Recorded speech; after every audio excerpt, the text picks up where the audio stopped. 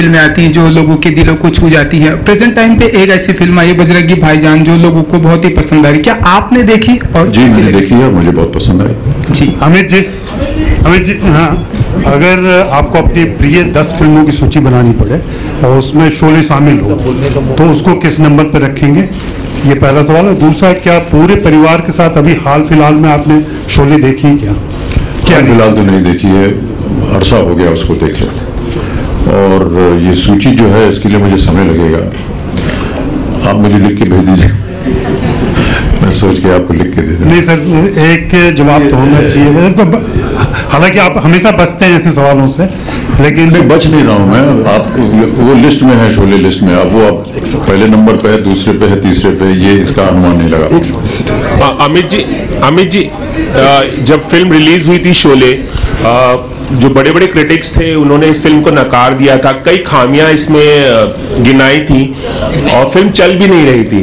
तो उस दौरान आप लोगों की मानसिकता क्या थी जब क्रिटिसिज्म इतना हो रहा था? मेरा सवाल यह है कि जब रमेश सिप्पी जी, धर्म जी और आप लोग सब मिलते तो क्या चर्चा होती? थोड़ा इंसाइट हमें बताएंगे उस बारे में। सर बहुत कम समय मिला हमको। ये फ्राइडे को रिलीज हुई और शनिवार की सुबह मेरे घर पे सलीम साहब, जावेद साहब और रमेश सिप्पी जी हम लोग बैठे। वहाँ पर हमको बताया गया कि पसंद नहीं आ रही है, और फिर हम लोग चले गए। उसके बाद हमारी उन लोगों से ज़्यादा मुलाकात नहीं, हालांकि सलीम साहब, जावेद साहब के साथ में लगातार मिलता रहता था, और रमेश जी से भी। और फिर उन्होंने बताया कि ये बदल गया है, पासा पलट गया है। कई ऐसी वजह थी, मुझे ऐसा लगता है, क्योंकि प्रीमियर जो था उस पर शायद यहाँ तक मेरी याददाश्त से प्रीमियर हम लोग पहली दफ़ा 70 mm में दिखाना चाह रहे थे, और उस 70 mm प्रिंट जो है वो कस्टम्स में अटक गया, और उसी रात को उसको निकलना था शाम को, वो नहीं आ सका। और क्योंकि वो डिले हो गया इसलिए हमें 35 mm प्रिंट दिखाना पड़ा प्रीमियर में। लेकिन हम लोग थोड़े से नाखुश थे उससे, क्योंकि रमेश जी ने, मैंने और शायद धर्म जी ने भी इसका जो 70 mm रूप है वो पहले देख चुके थे हम। क्योंकि मैं लंदन एक व्यक्तिगत विजिट पे गया था, वहाँ पर रमेश जी ने कहा इसकी मिक्सिंग चल रही है, आकर देखिए। तो हम वहाँ गए थे देखने, तो 70 mm बहुत ही अद्भुत लग रहा था। और मुझे याद है कि जब प्रीमियर ख़त्म हुआ तो रमेश जी ने कहा कि भैया प्रिंट रिलीज हो गया है, देखना चाहोगे? हाँ हाँ चलो चलो। तो रात को कोई 2 बजे के बाद उसी थिएटर में जहाँ प्रीमियर हुआ था, मुझे याद है आज भी, विनोद खन्ना थे, मैं था और रमेश जी, 3-4 लोग, हम लोग ऐसे ही ज़मीन पर बैठ गए, और ये 70 mm प्रिंट आया, तब हमने इसको देखा तो सुबह 5 बज गए उसके। तो एक मुझे लगता है कि एक 70 mm जो है वो पहली दफ़ा आ रहा था स्क्रीन के ऊपर। हमारी हिंदी फिल्म में 70 mm स्क्रीन पर आई थी, उसका भी एक बहुत ही रोमांचक एक दृष्टिकोण था, जो कि मुझे लगता है कि शायद उस वजह से लोगों को अच्छे लगे हो। लेकिन हाँ, ये बात सही है कि वो इतवार के बाद फिल्म का जो बॉक्स ऑफिस है वो बदल गया। और मेरी ऐसी भावना है कि 70 mm प्रिंट जो था, जो कि सब जगह पहुंचना था, वो नहीं पहुंच पाया था, इसलिए लोग 35 mm में देख रहे थे। लेकिन जब उन्होंने 70 mm स्टीरियोफोनिक साउंड में देखा तो उनको वो और भी उजागर लगी फिल्म। बच्चन सर ये दोस्ती वाला जो गाना है, बच्चन सर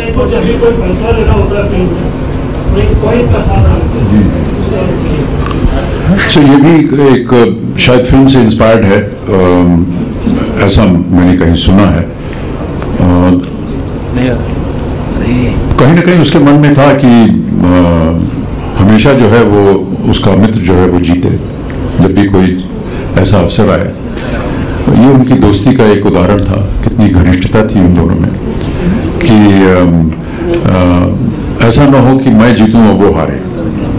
शायद इसी आशा से इस कॉइन को दोनों तरफ एक ही रखा था, ताकि जब भी वो चला जाए और वो हेड्स बोले तो वो जीते।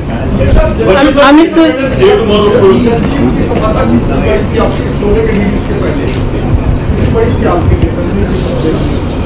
उससे पहले कोई सफल फिल्म मेरी हुई नहीं थी, तो जाहिर है कि एक बहुत अच्छा लगा। Amit sir, obviously it's a national day, and I wish every citizen of the country a happy Independence Day. Amit sir आपके लेफ्ट में, अमित सर आपके लेफ्ट में, सर आपके लेफ्ट में। सर जय और वीरू की दोस्ती की काफी मिसालें दी गई थी, आज भी दी जाती हैं। आप जय और वीरू की दोस्ती की परिभाषा को कैसे परिभाषित करेंगे, और आपकी रियल लाइफ में अगर कहा जाए तो आप किसे मानते हैं? वीरू को मैं अपने सुपुत्र अभिषेक को मानता हूँ, वो मेरे मित्र हैं।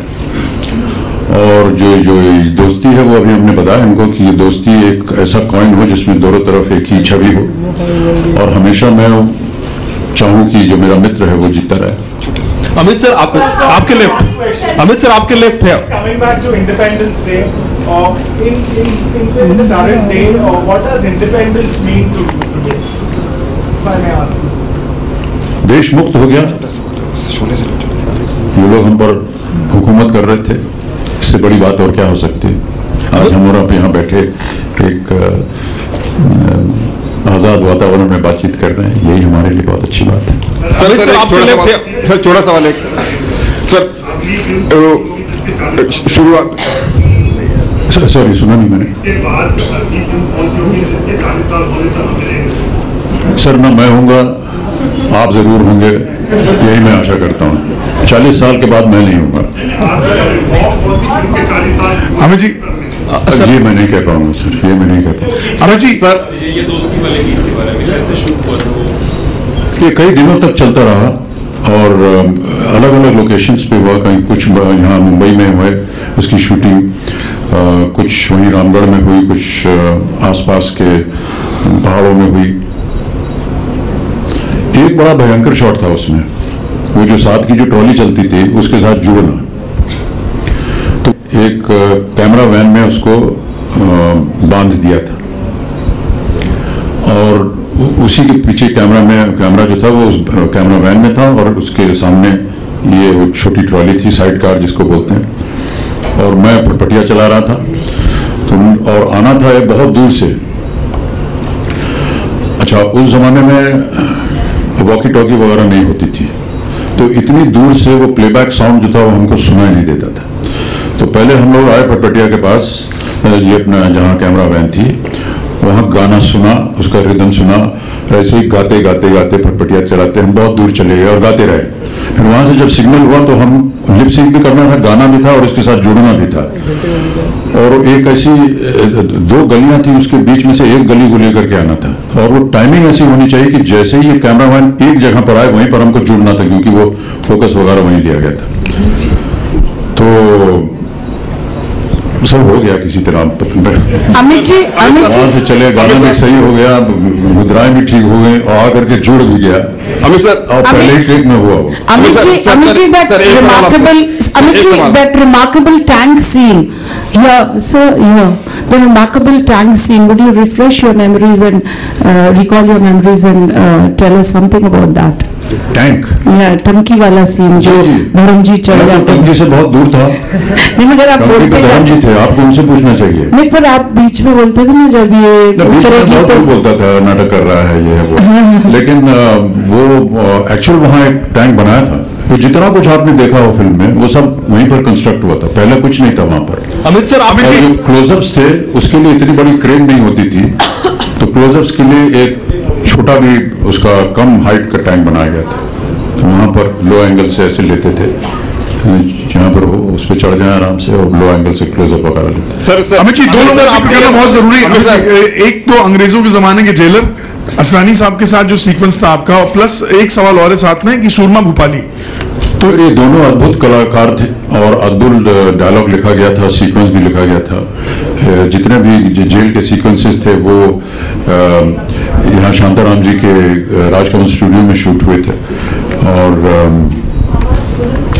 उसको एक हिटलर का रूप देना वो भी एक नई चीज थी। और असरानी सर तो है ही, असरानी सर बहुत उम्दा कलाकार। सर एक साथ जयदीप उनके साथ, और उनको खास तौर से एक भोपाली वातावरण दिया था, क्योंकि जावेद साहब वहीं से हैं, और उसी तरह का उन्होंने उनको एक तो लिबास उनका वैसे दिया, बोलने का ढंग उनको वैसे ही दिया, बहुत ही सुंदर था। एक सवाल सर, जो शुरुआत में 2-3 दिन तक जब फिल्म ने ज्यादा भीड़ को आकर्षित नहीं किया, तो ऐसा सुनने में आया है कि रमेश सिप्पी साहब इसका क्लाइमैक्स बदलने वाले थे और उसमें आपको एलाइव दिखाया जाना था। आप शायद देर में एक मिनट, लेडीज कहीं आवाज मार रही है। हाँ जी। So which film do you think in the new age cinema has created enough ripples just like Sholay? Which ripples? Yeah, I mean which film? Ripples. Ripples. Sorry. Madam बहुत करीब है ripples, यानी धिक्कार दिया आपने उसको। सर जय, I don't know ma'am, you know this audience will decide in time to come। Sir जय को राधा से जब भी बात करते देखे, काफी अदब और सम्मान से बात करते हुए देखे हैं फिल्म शोले में, तो देखकर ऐसा लगता है कि आपके पर्सनल नेचर का भी के चलते भी उसकी संवेदनशीलता ज्यादा गहरी हो गई। जी जी जी, मैं आपको भी मान्यवर ही कहूंगा। नमस्कार मान्यवर जी, हमारे बारे में जो भी लिखिएगा कृपा करके चरण छूता हूं सर, आपका सही लिखिएगा। क्या आपको कोई फिल्म देख के, कोई किरदार देख के, किसी भी फिल्म का आपको ऐसा लगा कि काश वो किरदार मैंने निभाया होगा किसी और फिल्म? मैं तो हर फिल्म देखता हूँ, मैं सोचता हूँ यार इसमें मुझे होना चाहिए था और काश कि मैं इसमें काम करता। ये एक कलाकार की अभिलाषा होती है, एक ऐसा चुनना बड़ा मुश्किल होगा। Thank you so much. अरे भाई बैठे रहो सब लोग, खड़े मत हो जाओ। अरे बाप, ये क्या, ये कौन आ गए? ये फोटो स्टील वाले आ गए क्या?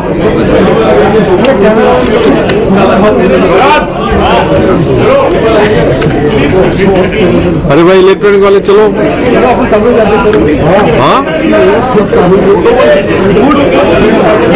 अरे अपना अपना कैमरा रोल कर दो। चलो चलो चलो चलो।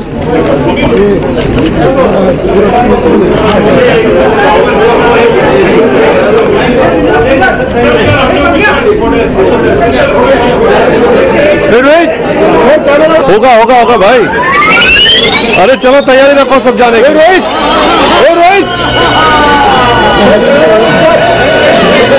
अरे भाई चलो तभी तो जाओगे, इधर खड़े रहोगे थोड़ी मिलेगा। अरे चलो भाई, कैमरा रखने चलो ना, फोटो खींचना। ये देखो भाई खत्म मामला, क्या तो कोई जाता नहीं है सर। चलो चलो ना, क्या चलो, सब निकल गए।